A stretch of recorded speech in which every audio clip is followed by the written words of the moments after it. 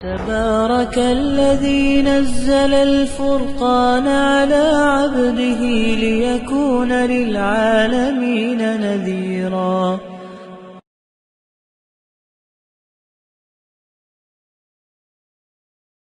السلام علیکم ورحمۃ اللہ وبرکاتہ۔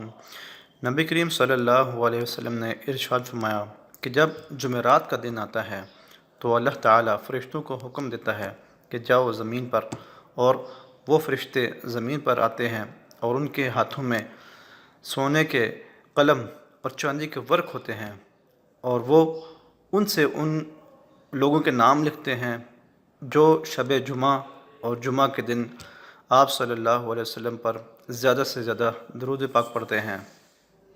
جتنا ہو سکے شب جمعہ اور جمعہ کے دن آپ صلی اللہ علیہ وسلم پر درود پاک پڑھیں، اس کی برکت سے آپ کے تمام گناہ معاف ہو جائیں گے، آپ کی پریشانیاں دور ہوں گی، آپ کے رزق میں اضافہ ہوگا، اور قیامت کے دن آپ صلی اللہ علیہ وسلم کی شفاعت نصیب ہوگی۔